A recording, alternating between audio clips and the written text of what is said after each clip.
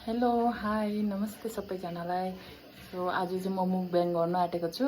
त्यस्तो भेराइटी त केही पनि छैन मेरोमा। यो भयो फ्राइड राइस, मैले मेरो बहिनीकोबाट सिकेको थिएँ, ट्राई गरेको छु, हेरौँ कस्तो भयो। टेस्ट चाहिँ याद छैन। यो भयो ओनियन, यो चाहिँ चिकन कर्जी मर्जी, अनि यो चाहिँ चिकन। यो कर्जी मर्जीमा चाहिँ हड्डी, झाँते अनि कलेजो छ। यो चाहिँ बनाएको राहुलले, यो फ्राइड राइस बनाएको मैले, यो चिकन पनि मैले बनाएको, अनि यो चाहिँ मेरो फेभरेट कुक। सो खाएला। यो म आफै बनाएको, म आफै चाहिँ टेस्ट भन्न सक्दिनँ, बादमा राहुललाई सोध्छु अनि चाहिँ याद हुन्छ टेस्ट कस्तो भयो भनेर। खाएला।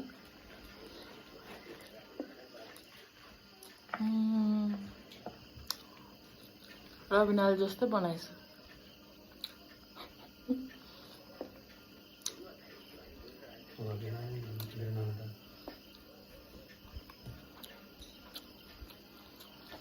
मलाई अस्तिको भिडियोमा चाहिँ बहिनीले बनाएको हालेको थिएँ नि त तपाईँहरूलाई, म सिक्दैछु भनेको थिएँ। सिकेछु। ज्यादा चाहिँ बनाउनु सक्दिनँ, यो चाहिँ राहुल र मलाई मात्रै बनाउनु सकेँ। ज्यादा भक्कु त बनाउनु सक्दिनँ होला रबिनाले जस्तो, जो रबिनाले चाहिँ भक्कु बनाउनु सक्छ नि त।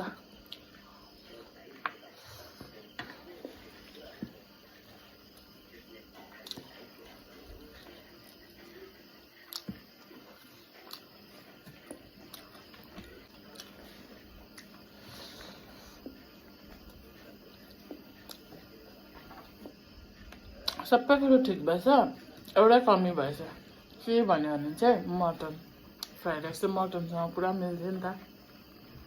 त्यहाँदेखि यहाँ मटनै पाउँदैन, मल्ली बजारमा पनि पाउँदैन मटन हो।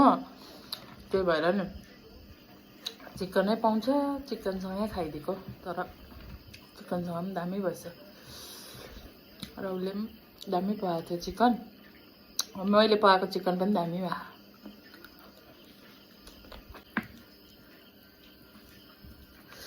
चिनी अलिक कडा लाग्दै थियो, तर पिरो सब्जीसँग चाहिँ ठिकै हुँदो रहेछ। यो चिकनको ग्रेभी मोल्दाखेरि चाहिँ ठिकै।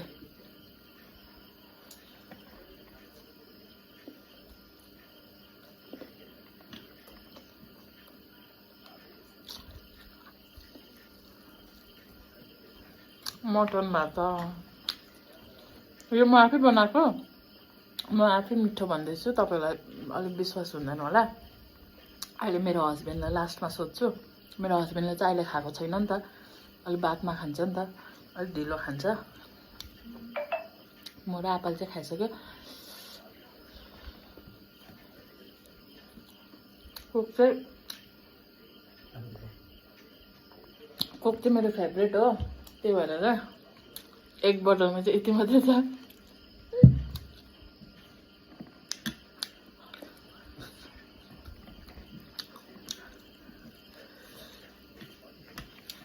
अहिले खास रिभ्यू चाहिँ राहुलले भन्छ नि है, मेरो हस्बेन्डले भन्छ।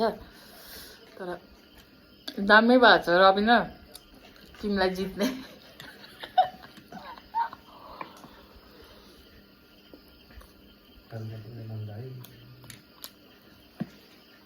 अघि दिन रबिना रबिना भएको, रबिना भन्दैछ भने चाहिँ तपाईँहरूले साथीहरू, रबिना चाहिँ मेरो नन्दा हो, तर हामी दिदीबहिनी जस्तै छ क्या, पुरा मिल्छ।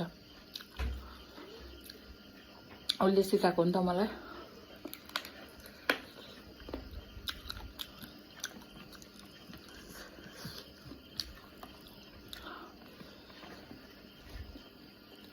आयो भिडियो कल गरेर पनि देखायो रबिना आमाहरू सबलाई मैले बनाएको फ्राइड राइस।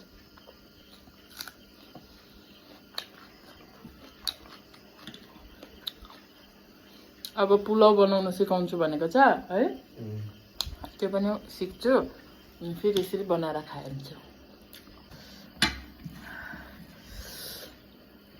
मैले त खत्तम गरेँ त, तिमी कहिले खाने?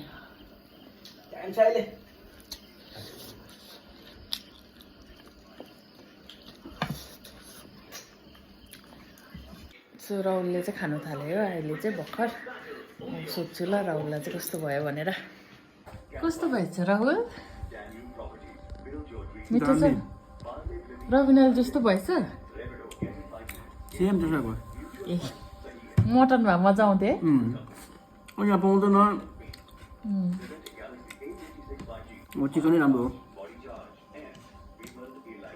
मटन भात त कस्तो दामी हुन्थ्यो त्यही त राम्रो बनायो होइन दामी बनायो खानु मन परिरहेको थियो टेस्टी छ एकदम ल त्यसो भए मेरो साथीहरू सबैजनालाई गुड नाइट भनिदियो गुड नाइट बाई बाई